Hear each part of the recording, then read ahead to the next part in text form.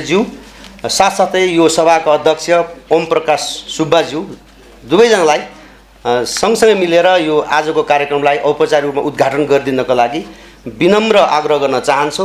हामी सबैजना उठ्नेछौँ र उहाँहरूले चाहिँ यो पानसमा बत्ती बालेर औपचारिक रूपमा उद्घाटन गरिदिनको लागि अनुरोध गर्न चाहन्छु। हामी सबैजनाले उहाँहरूले पानसमा बत्ती बाल्दै गर्नुहुँदा हामी ताली बजाउनेछौँ।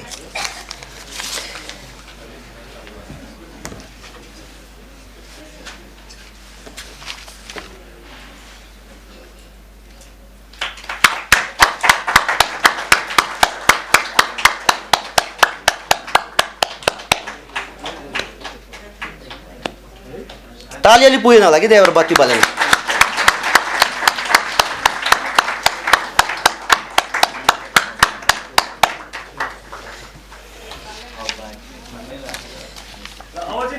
अब ताली बज्छ।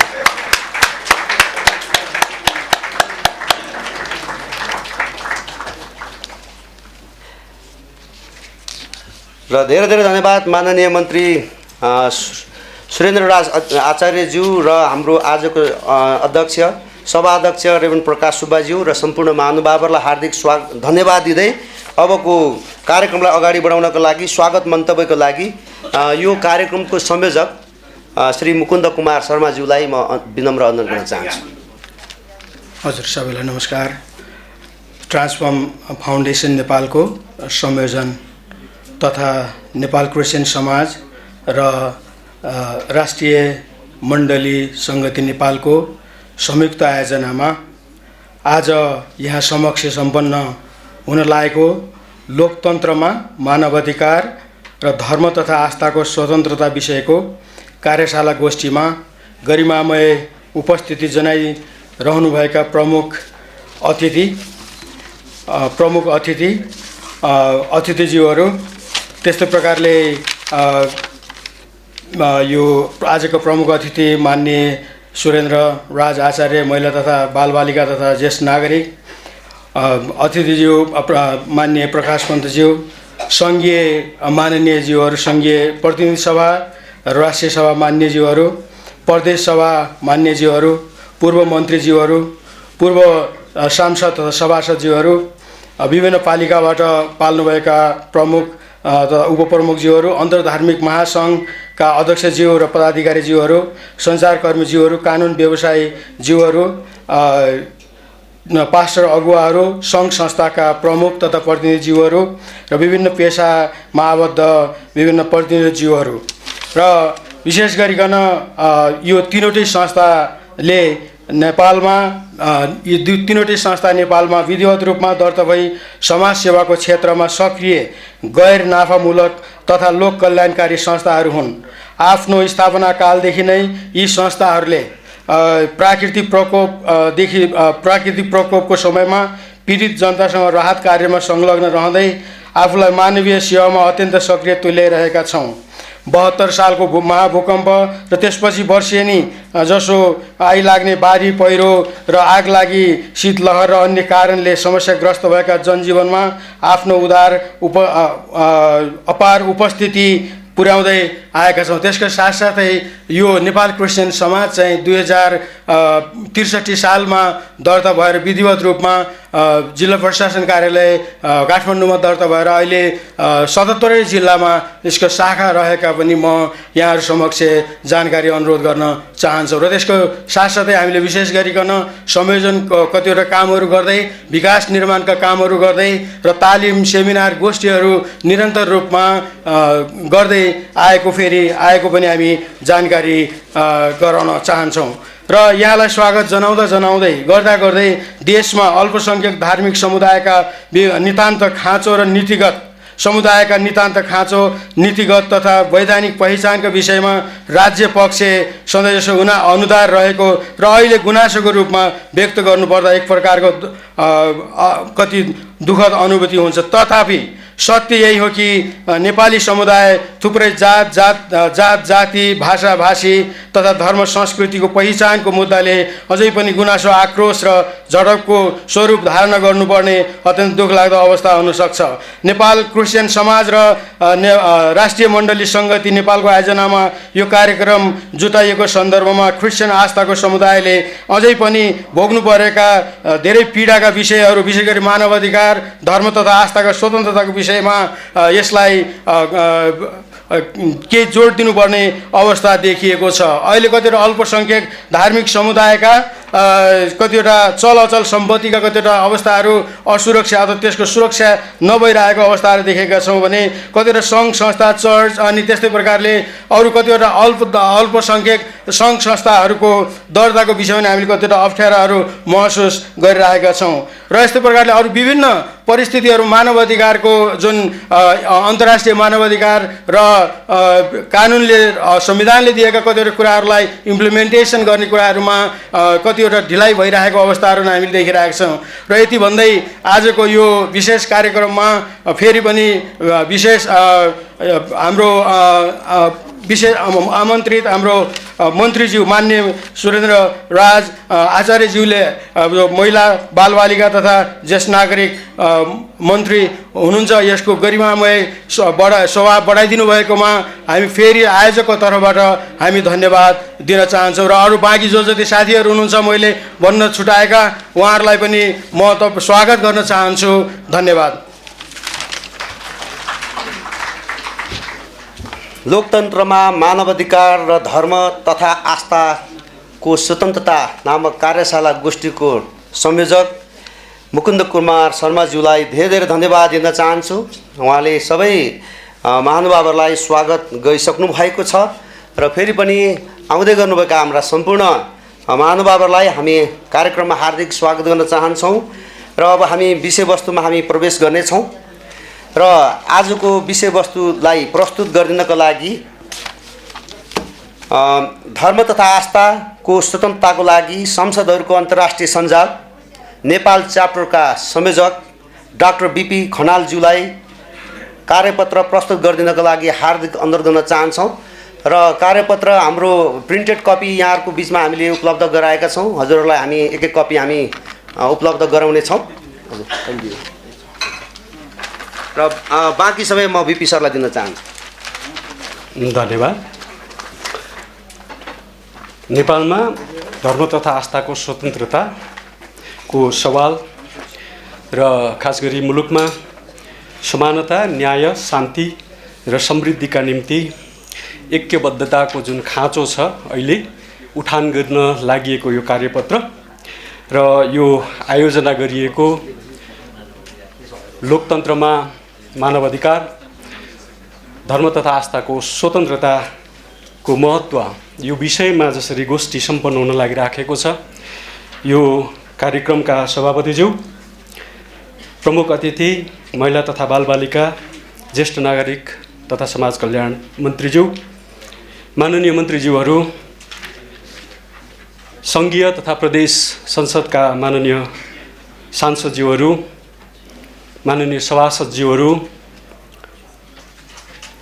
अन्तर्धार्मिक समुदायबाट प्रतिनिधित्व गर्दै आउनुभएका विभिन्न धर्मका अगुवा गुरुजनज्यूहरू, आयोजक संस्थाका पदाधिकारीज्यूहरू, न्यायकर्मी, अधिकारकर्मी, सञ्चारकर्मी मित्रहरू र विभिन्न राजनीतिक दलका प्रमुख तथा प्रतिनिधिज्यूहरू, यहाँहरू समक्ष मैले एउटा कार्यपत्रको रूपमा आज खास गरी यो विषय उठान होस् र यसमा केही अन्तर्क्रिया होस् र यो विषयलाई अलिकति गम्भीरतापूर्वक लिएर आउँदा दिनहरूमा सबै पक्षको, खास गरी सरोकार पक्ष भन्ने गरिन्छ, यसको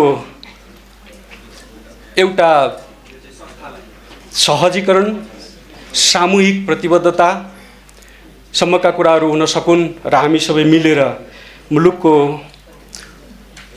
अहिलेको परिस्थितिमा खास गरी लोकतन्त्रमा हरेक मानिसहरूले प्राप्त गर्नुपर्ने समानता, त्यो समानताले तत्काल ल्याउने परिणाम न्याय, शान्ति र समृद्धिका लागि हाम्रो सहकार्य हुन सकोस् भनेर यो पेपर यहाँहरूको बिचमा म राख्ने अनुमति चाहन्छु। सभाका सभापतिज्यू, नेपाल दक्षिण एसियाली राष्ट्रहरूमध्येकै पुरानो विविध धार्मिक सांस्कृतिक धरोहरहरूले सुसज्जित मुलुक हो। यहाँ सदियौँदेखि विभिन्न जात जातिहरू र उनीहरूले अवलम्बन गर्दै आएका फरक धार्मिक आस्था तथा सांस्कृतिक मान्यताका प्रचलित संस्कार एवं परम्पराहरूमा सदैव आपसी सुमधुर सम्बन्ध रहिआएको छ। मुलुकको यही यथार्थ वस्तुस्थितिका आधारमा यो देशमा पछिल्लो संविधानले बहुजातीय, बहुभाषिक, बहुधार्मिक, बहुसांस्कृतिक विशेषतायुक्त भौगोलिक विविधतामा रहेका समान आकांक्षा र नेपालको राष्ट्रिय स्वतन्त्रता, भौगोलिक अखण्डता, राष्ट्रिय हित तथा समृद्धिप्रति आस्थावान रही एकताको सूत्रमा आबद्ध सबै नेपाली जनता समष्टिमा राष्ट्र हो भनी परिभाषित गरेको छ। त्यही बहुजातीय, बहुभाषिक, बहुसांस्कृतिक, बहुधार्मिक विशेषताले सजिएको विविधतायुक्त तर अखण्ड नेपाली समाजमा आज पर्यन्त बाँचिरहेको यहाँको जनजीवन सदियौँदेखि सदाचारी, सहिष्णु र भाइचारा सम्बन्धमा बलियोसँग स्थापित भई आएको समाज समग्रमा नेपाल राष्ट्र हो। यहाँका हरेक मानिसहरूमा जन्मसिद्ध रूपमा गढेर रहेको त्यही विविधतायुक्त नेपालीत्व आफैमा नेपाली नागरिक हुनुको एक अविच्छिन्न सामूहिक पहिचान पनि हो। खास गरी मानव अधिकारमा एउटा अपरिहार्य शर्तको रूपमा हामीले स्वीकार गर्न पर्ने विषय चाहिँ हरेक व्यक्तिले स्वविवेकले निर्णय लिन पाउने अधिकार वा त्यो स्वतन्त्रताको विषयलाई सम्झनु पर्दछ। व्यक्तिका लागि आफू स्वयं र आफू निकट रहेका मानिसहरूप्रति जिम्मेवार रही स्वविवेकले सही ठानेको निर्णय गर्न पाउने स्वतन्त्रताको अधिकारलाई मानव अधिकारको सबैभन्दा आधारभूत स्वतन्त्रता मानिन्छ।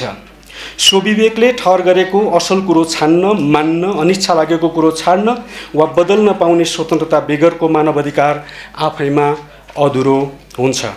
स्वविवेक भनेको अन्तस्करणबाट आउने सुसुप्त मनको निर्देशन हो, जसका आधारमा मानिसले कुनै पनि विचार, क्रिया वा प्रतिक्रियालाई उचित वा अनुचित ठहर्याउँछ। स्वविवेकले जीवन दर्शन बनाउँछ।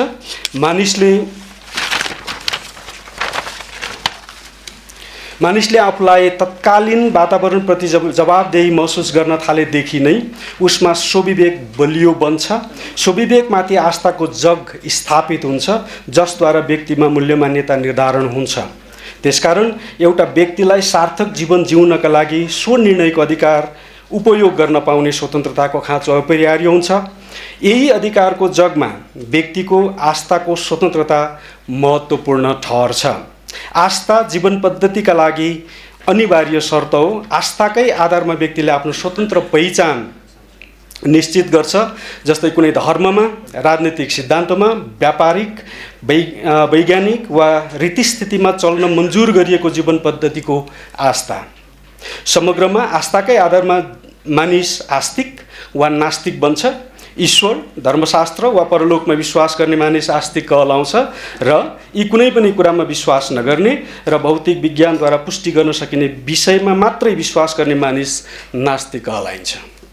धर्म तथा आस्थाको स्वतन्त्रताको अर्थ र महत्त्व यस विषयमा मैले धेरै भनिरहनु जरुरी जस्तो लाग्दैन, किनभने यहाँहरू यो विषयसँग सम्बन्धित चासो राखेरै यहाँ उपस्थित हुनुभएकोले गर्दा यो विषयमा आफै पनि विज्ञ हुनुहुन्छ। तथापि मैले छोटकरीमा भन्न पर्दाखेरि चाहिँ यहाँ यसरी लेखिएको छ, धर्म तथा आस्थाको स्वतन्त्रताको अधिकार भनेको कुनै पनि धर्म छान्ने, मान्ने, नमान्ने, छाड्ने वा परिवर्तन गर्दा कुनै प्रकारको विघ्न बाधा बिहोर्नु नपर्ने वैधानिक तथा व्यावहारिक अधिकार हो, जो राज्यको संविधान तथा कानुनद्वारा स्थापित गरिएको हुन्छ या हुन पर्छ। धर्म तथा आस्थाको स्वतन्त्रताले विभिन्न धर्महरू मानिलिने वा अभ्यास गर्ने मानिसहरूलाई सुरक्षा प्रदान गर्छ, चाहे त्यो परम्परागत वा नयाँ लाग्ने नै किन नहोस्। यसले धर्मै नमान्ने वा आफूले मानेको बाहेक अर्को हुनु हुँदैन भन्ने व्यक्तिलाई पनि समान रूपमा सुरक्षा प्रदान गर्छ। त्यसै गरी संयुक्त राज्य अमेरिकाको संवैधानिक निकायका रूपमा कार्यरत US commission on international religious freedom नामक संस्थाले धर्म तथा आस्थाको स्वतन्त्रतालाई यसरी अर्थ्याएको छ। धर्मको स्वतन्त्रता कसैले आफ्नो स्वविवेकले उचित ठाने बमोजिम विश्वास गर्ने वा नगर्ने विश्वास गरे अनुसार खुल्ला रूपमा बिना विघ्न बाधा शान्तिपूर्वक र डर त्रास बिना नै सो विश्वासको अभ्यास गर्ने वा सो विश्वास अनुसार जिउने अधिकार निहित हुन्छ। धर्म तथा आस्थाको स्वतन्त्रता आफैमा एउटा विस्तारित अधिकार हो जसमा विचार, सुविवेक, अभिव्यक्ति, सहभागिता र सङ्गठित हुने अधिकारहरू स्वतः समावेश हुन्छन्। यसको अर्थ मानिसले एक्लै वा अरूसँग कुनै धार्मिक आस्था मान्न वा नमान्न पाउने वैधानिक अधिकार धर्म तथा आस्थाको स्वतन्त्रताको अधिकार हो। धार्मिक आस्थाको अभ्यास गर्न वा नगर्न पाउने स्वतन्त्रता व्यक्तिको निजी विचार हो। यो विचारलाई कुनै कानुन वा बाह्य बलद्वारा मिच्नु हुँदैन। धर्मको अभ्यास गर्दा सोही धार्मिक रीतिस्थितिहरू र नैतिक शिक्षाको पालना गरिन्छ। सो धर्ममा स्वीकार गरिएका आदेशहरू, नैतिक बन्धन तथा जीवन दर्शन पालन गर्न पाउनु व्यक्तिको पहिलो नैसर्गिक अधिकार पनि हो। धर्म तथा आस्थाको अधिकार भनेको कसैले बिना रोकटोक मन्दिर, मस्जिद, चर्च वा गुम्बासम्म जान आउन पाउनु मात्रै होइन, बरु आफूले विश्वास गरेको धर्म वा धार्मिक आस्थालाई निजी तथा सार्वजनिक स्थानमा अभिव्यक्त गर्न पाउने अधिकार पनि हो। उसले खास के विश्वास गरेको हो भन्ने बताउन पाउनुपर्छ। अरूलाई पनि आफूले मानेको धर्म मान्ने सल्लाह दिन पाउनु, सोबारे प्रचार वा शिक्षा दिन पाउनु वा लिन पाउनु पर्छ भन्ने कुरा धर्मको स्वतन्त्रताले स्वीकार गरेको सामान्य सिद्धान्त हो। अल्पसङ्ख्यक धार्मिक समुदायहरू र धार्मिक स्वतन्त्रताको अवस्था, खास गरी हाम्रो देशको विषयमा हामी यो केही चर्चा गर्नेछौँ। स्वतन्त्रताको उपभोग गर्ने सवालमा जहिले ध्यान दिनुपर्ने कुरो के हो भने, मैले मेरो स्वतन्त्रताको उपभोग गर्दा अर्को व्यक्तिको स्वतन्त्रतामाथि अनावश्यक दखल दिनु हुँदैन। फरक धार्मिक आस्था र संस्कृति अङ्गीकार गरेको व्यक्तिमाथि पीडा वा हस्तक्षेप गर्नु हुँदैन। यसो भन्नु मुनासिब हुन्छ, घाम लाग्दा वा पानी पर्दा तपाईँ जत्रोसुकै छाता ओढेर हिँड्नुहोस् वा भिज्दै हिँड्नुहोस्, त्यो तपाईँको स्वतन्त्रता हो। तर आफूले ओढेको छाता तपाईँसँगै हिँड्दै गरेको अर्को व्यक्तिलाई उसको इच्छा विपरीत ओढाउन पाउनु हुन्न। त्यसर्थ आफ्नो स्वतन्त्रताको उपभोग गर्दा अर्को व्यक्तिको इच्छा विपरीत जबरजस्ती गर्न, बाध्य पार्न, अवहेलना गर्न वा तुच्छ देखाउन, गाली गलौज वा खिस्ट्युरी गर्न वा अपहेलना गर्न वा बहिष्करण गर्न हुँदैन। एउटा व्यक्तिले अर्को व्यक्ति सामु आफ्नो विश्वास अभिव्यक्त गर्दा वा प्रचार गर्दा सार्वजनिक शान्ति भङ्ग गर्न, होहल्ला गर्न, जोर जबरजस्ती गर्न वा काबुमा पार्न मिल्दैन। मेरो धर्म वा सिद्धान्त मात्रै ठिक र सर्वश्रेष्ठ भन्ने अभिमानी विचार व्यक्त गर्दै जान अरूको आस्थालाई तुच्छ देखाउने वा अर्को धर्म वा आस्थाको विरुद्धमा घृणा वा अफवाह फैलाउने काम पनि गर्नु हुँदैन। यो अधिकारको उपयोग गर्दा अर्को धार्मिक आस्था मान्ने वा नमान्ने व्यक्ति वा समूहमाथि प्रत्यक्ष दबाव पार्ने काम गर्नु हुँदैन। त्यसकारण धर्म तथा आस्थाको स्वतन्त्रतालाई कानुनी प्रावधानद्वारा परिभाषित र निर्देशित गर्नु परेको हो। धर्म तथा आस्थाको स्वतन्त्रताको सैद्धान्तिक पक्षमा सबैतिर स्वीकृति दिएको पाइन्छ तापनि एकल धर्म वा मतको बाहुल्यता भएका मुलुकहरूमा फरक धर्म वा मतका मानिसहरूमाथि आस्थाको स्वतन्त्र अभ्यास गर्न पाउनुपर्ने उक्त अधिकारलाई कटौती गर्ने वा मास्ने वा सो आस्थाका मानिसहरूलाई बहिष्कृत गर्ने गरिएको देखिन्छ। संविधानतः धर्म सापेक्ष बनिएका देशहरूमा कानुनले नै अमुक धर्मको वा राजनीतिक सिद्धान्त बाहेक अन्य कुनै धर्म, मत वा विचारको अनुसरण गर्ने मानिसहरूमाथि कठोर व्यवहार गर्न दुरुत्साहन गरिएको पाइन्छ। अर्कोतर्फ द्वन्द्वात्मक भौतिकवादी चिन्तनमा आधारित साम्यवादी राज्य व्यवस्था अँगालेका मुलुकहरूमा भने कुनै पनि धर्मको अस्तित्व स्वीकार गरिन्न। धर्मको स्वतन्त्रताका निम्ति यी दुवै उपयुक्त व्यवस्था मानिँदैनन्। हाम्रो छिमेकी मुलुक भारत संविधानतः धर्मनिरपेक्ष मानिए तापनि उसका कतिपय प्रदेश राज्यहरूमा गैर हिन्दू आस्थाका मानिसहरूको धार्मिक स्वतन्त्रता निरन्तर सङ्कटमा परिआएको देखिन्छ। त्यहाँ बेलायती साम्राज्यवादबाट छुटकारा प्राप्त गर्न चलाएको आन्दोलन बलियो बन्दै गरेको क्षणदेखि नै राजनीतिक रूपमा धार्मिक पूर्वाग्रह र असहिष्णुता फैलाउने कार्यलाई प्राथमिकतामा राखिएको कारण उपनिवेशबाट स्वतन्त्र बन्न बित्तिकै करोडौँ मुसलमानहरूले आफूमाथि असुरक्षाको बादल मडारिएको अनुभव गरे। त्यसले अन्ततः सम्पूर्ण हिन्दुस्तानबाट पाकिस्तान छुट्याउने परिणामसम्म पुर्याएको इतिहास हामीले हेक्का राख्न सक्नुपर्छ। अहिले पनि त्यहाँका केही राज्यहरूमा धर्म तथा आस्थाका धार्मिक समुदायका मानिस बीच राज्यले समान व्यवहार गरेको पाइन्न र दिनौँ जसो सुनियोजित रूपमा धार्मिक द्वन्द्वका घटनाहरू समाचारको प्राथमिकतामा भरिरहेका छन्।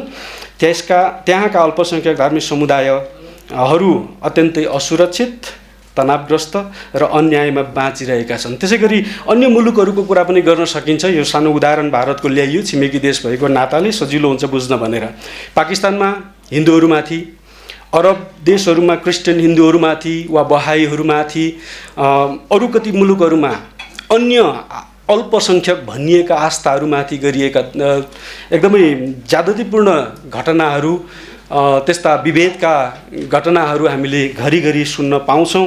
अहिलेको हाम्रो मिडियाको हेडलाइन करिब करिब यस्ता विषयमा बढ्दै आइराखेको छ। त्यसकारण पनि धर्म तथा आस्थाको स्वतन्त्रतालाई, यसको सिद्धान्त मात्र यिनीहरूलाई व्यावहारिक रूपमा पालन गर्न सकियो भने देशमा शान्ति, सुव्यवस्था, समानता, न्याय भन्ने कुराहरू आउन सक्दछन् भन्ने आग्रह यहाँनिर अलिकति बढी राख्न खोजिएको छ।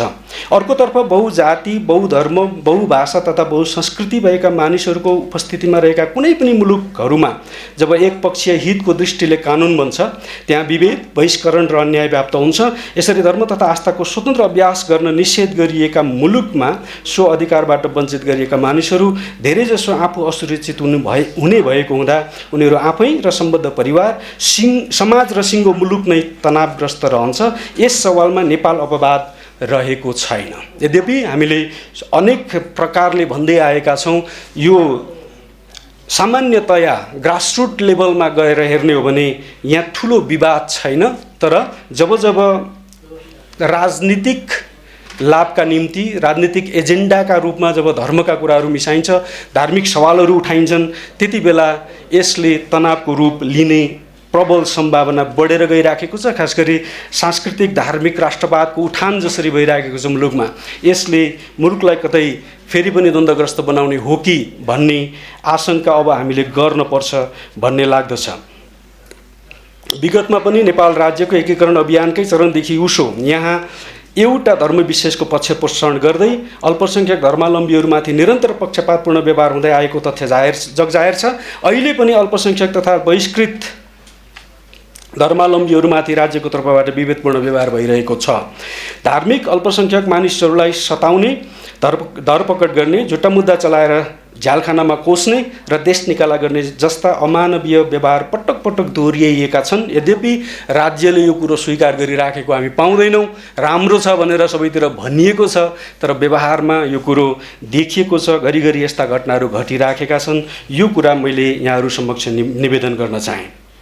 निरन्तर पैरवी र एकबद्धताको खाँचो अहिले हाम्रो आवश्यकता हो। हामी यतिका मानिसहरू जुटिरहँदाखेरि अब हामीले एकबद्धताका निम्ति के गर्न सक्छौँ, कसरी एकअर्काप्रति उदार हुन सक्छौँ, एकअर्कालाई कसरी अकोमोडेट गर्न सक्छौँ भन्ने विषयमा अलि बढी चासो राख्यौँ भने सायद हामीले उठाइराखेका यी सवालहरूको सहज निदान हुन सक्छ।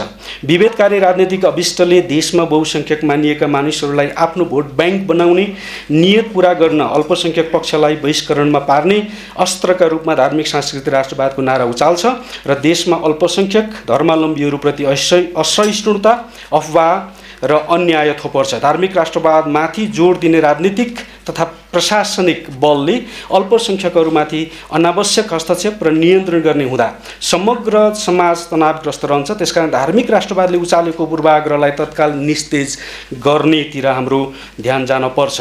राजनीतिक लाभका लागि प्रत्यक्ष परोक्ष उक्साहटमा हुने यस्ता हिंसात्मक गतिविधिहरू नियन्त्रण गर्ने हो भने कोही पनि अर्को धार्मिक आस्थामाथि असह्य र आक्रामक हुँदैन। तर त्यहाँ बहुसङ्ख्यकका नाममा गलत राजनीतिक दम्भको कारण धार्मिक अल्पसङ्ख्यक समुदायहरू बहिष्करणमा पारिएका छन्। उनीहरूमाथि बेला बेला भौतिक आक्रमण, गाली बेइज्जती, धरपकड भइरहेको छ। धेरैजसो अल्पसङ्ख्यक धार्मिक समुदायका मानिसहरू त्रासदीमा बाँचिरहेका छन्। तसर्थ मुलुकमा अशिक्षा, गरिबी, प्रशासनमा हुने यो प्रणालीगत भ्रष्टाचार, सेवा प्रवाहमा ढिलासुस्ती, नागरिक स्वतन्त्रता, अधिकारहरूमाथि राज्यको हस्तक्षेप हुनु अत्यन्तै खेदजनक विषय बनेको छ। संवैधानिक संरक्षणको अभावका कारण धार्मिक अल्पसङ्ख्यकहरूलाई लामो समयदेखि सामाजिक, आर्थिक र सांस्कृतिक सीमान्तकरणले नराम्रोसँग पछारिरहेको छ। भर्खरै अमेरिकाको अन्तर्राष्ट्रिय क्षेत्रमा धार्मिक स्वतन्त्रताको अवस्था हेर्ने त्यहाँको राष्ट्रिय आयोगले आफ्नो वार्षिक प्रतिवेदन सार्वजनिक गर्दा नेपालमा धर्म तथा आस्थाको स्वतन्त्रताको वर्तमान अवस्था र अभ्यासबारे गरेको टिप्पणी साथै त्यही प्रतिवेदनले औल्याएकै विषयवस्तु पुष्टि हुने गरी नेपालको आन्तरिक मामिलामा दखल पुर्याउँदै भारतमा धर्मको नाउँमा अतिवादी हरकतमा प्रत्यक्ष जोडिएका व्यक्ति संस्थाहरूले उच्च स्तरीय भ्रमण र भेटघाट गर्ने र मुलुकलाई हिन्दू राज्य बनाउन पहल गर्ने जस्ता क्रियाकलापहरूले यहाँको नागरिक अधिकारसँग प्रत्यक्ष सरोकार राख्ने धर्म तथा आस्थाको स्वतन्त्रता कानुनी र व्यावहारिक रूपमै प्रत्याभूति हुने जनअपेक्षामाथि भयङ्कर सन्देह जगाएको छ। मानिसको आस्था र त्यसको रीतिस्थितिसँग जोडिएको यति संवेदनशील विषयलाई कूटनीतिक नोट लेखेर समस्याको समाधान हुँदैन। जबकि देशमा विभेदकारी कानुन जीवित छ। कथित धर्म परिवर्तन उद्योग गरेको अभियोगमा मानिसहरू फसाइएका छन्। सङ्गठित रूपमा सामाजिक सञ्जाल दुरुपयोग गरी अल्पसङ्ख्यक धार्मिक समुदायमाथि घृणावचन र दुर्भावना फैलाउँदा पनि राज्यले नै अनदेखा गरिरहेको छ। अल्पसङ्ख्यक धार्मिक समुदायका सामाजिक सेवा संस्था, गुठी, शिक्षण संस्थाहरू तिनकै उद्देश्य अनुसार दर्ता गर्न बन्देज लगाइएको छ। उनीहरूका जन्म, जीवन र मृत्यु जस्ता अवसरमा आफ्ना धार्मिक रीतिरिवाज अनुसार विधि गर्ने स्वतन्त्रता लुटिएको छ। आफन्तजनको मृत्यु हुँदा विधि अनुसार अन्त्येष्टि गर्न चिहान र घाटहरू उनीहरूले सहजै पाउन सकिरहेका छैनन्। कतिपय ठाउँमा चिहानमा सडिसकेका लासहरू झिकेर अन्यत्र लैजान जबरजस्त दबाब दिएका घटनाहरू कैयौँ छन्। यस्ता विषयमा उजुर बाजुर लाग्दैनन् अनि यस्तो संवेदनशील विषयलाई केही होइन भन्ने देखाउन अन्तर्राष्ट्रिय मञ्चहरूमा देशमा पूर्ण धार्मिक स्वतन्त्रता छ भन्ने अभिव्यक्ति दिनु भनेको मात्रै सत्यलाई ढाकछोप गर्ने दुस्साहस हुनेछ। तर परिणाम भुसको आगो बन्न सक्छ र अनेकौँ सत्प्रयासबाट थिरी गर्न लागेको मुलुकको शान्ति, लोकतन्त्र र विकासमाथि फेरि पनि गम्भीर सङ्कट उत्पन्न हुन सक्छ। न्याय, शान्ति र विकासको मार्ग प्रशस्त गर्न हामीले के गर्नुपर्छ? यो सवालमा एक दुईवटा बुँदाहरू मैले यहाँहरू समक्ष राखेको छु। विक्रम सम्वत 2062-63 सालको महान राष्ट्रिय जनआन्दोलनका उपलब्धिहरूलाई संस्थागत गर्दै जाने सवालमा अल्पसङ्ख्यक धार्मिक समुदायहरूका पक्षमा केही स्वागत योग्य कदमहरू भएका छन्, थालिएका छन्। तर दशकभन्दा लामो राजनीतिक सङ्क्रमणबाट गुज्रिरहेको हाम्रो मुलुकमा जनताका जीवनसित अन्यन्य सम्बन्ध गाँसिएको धार्मिक आस्था बीचमा कुनै किसिमको भड्काप आउन सक्ने सम्भावनालाई समयमै निराकरण गर्नका लागि सरोकार पक्ष सतर्क रहनु नितान्त जरुरी देखिन्छ। त्यसर्थ पछिल्लो जनआन्दोलनले स्थापित गराएको धर्म सम्बन्धी नयाँ राष्ट्रिय मान्यता तथा आफूले इच्छाएको धर्मको अभ्यास गर्न पाउनुपर्ने स्वतन्त्र अधिकारको ग्यारेन्टी गर्नुपर्छ। मुलुकको सर्वाङ्गीन विकासमा, खास गरी स्वास्थ्य, शिक्षा तथा सामुदायिक विकासको क्षेत्रमा जसरी धार्मिक समुदायको तर्फबाट लामो समयदेखि यथेष्ट योगदान रहिआएको छ, त्यसलाई निरन्तर उत्साहित र सक्रिय तुल्याउने अभिभार राज्य आफैले बेहोर्नुपर्छ। शाहवंशीय राजतन्त्रबाट मुलुकलाई उन्मुक्ति दिन ल्याएको धर्मनिरपेक्षतालाई नेपाली जनसाङ्ख्यिक संरचनाको आधारमा सर्वस्वीकृत गराउनका लागि राज्यलाई धर्मको मामलामा साँच्चीकै तटस्थ तुल्याउँदै सर्वधर्म समभावको नीतिलाई व्यावहारिक तुल्याउनुपर्छ। यो पहिलो बुँदा थियो। दोस्रो बुँदामा राज्यले धर्मनिरपेक्षताको मर्मअनुसार नै सम्पूर्ण धर्म तथा धार्मिक मतावलम्बीहरूप्रति तटस्थ रही हरेकलाई सम्मानपूर्वक आफ्ना धार्मिक क्रियाकलाप सञ्चालन गर्नका लागि समानताको अधिकार स्थापित गराउन, कुनै पनि बेला धर्मका बीचमा उठ्न सक्ने सबैकाले तनावहरूलाई समयमै समाधान गराउनका लागि राज्यबाटै व्यवस्था गर्नुपर्छ र यसका लागि बाधकको रूपमा रहेका सम्पूर्ण पुराना ऐन कानुन र राज्यबाटै मान्यता दिएका विभेदकारी परम्पराहरूलाई तत्काल निलम्बन गरी सम्पूर्ण धर्मावलम्बीहरूलाई र धर्मबाट अलग रहेका सबै मानिसहरूको बीचको आपसी सद्भाव, सहिष्णुता, समानता र स्वतन्त्रतालाई स्थापित गराइराख्नका लागि एउटा संवैधानिक अङ्गको रूपमा रहने गरी सर्वाधिकार सम्पन्न नेपाल राष्ट्रिय धार्मिक आयोग गठन गर्नुपर्छ। यो विषय धेरैचोटि उठेको छ र विभिन्न चरणमा खास गरी संस्कृति मन्त्रालय मार्फत नेपाल सरकारलाई यो विषयको ध्यानाकर्षण गराइएको र प्रस्तावहरू पेश गरिएका थुप्रै घटनाहरूको स्मरण यहाँहरूलाई मैले गराउन चाहेँ। नेपाल एक सार्वभौम धर्मनिरपेक्ष सङ्घीय गणतान्त्रिक एवं बहुदलीय लोकतान्त्रिक मुलुकको रूपमा स्थापित भइरहेको हुँदा यहाँका सबै बासिन्दा र नागरिकहरूले आफ्नो आस्था र मतअनुसार जिउन पाउने समान अवसर पाउनुपर्छ। राजनीतिक, आर्थिक तथा सामाजिक कारणले अझै पनि मुलुकमा विभेद, उत्पीडन र यातना कायमै रहिआएको हुनाले श्रमिक, दलित, अल्पसङ्ख्यक, बहिष्कृत, दुर्गम क्षेत्रका बासिन्दा, अपाङ्गता भएका व्यक्तिहरू र फरक पहिचानसहितका मानिसहरूले राज्यबाट न्यायसङ्गत संरक्षण तथा पर्याप्त साथ सहयोग पाउन पर्छ।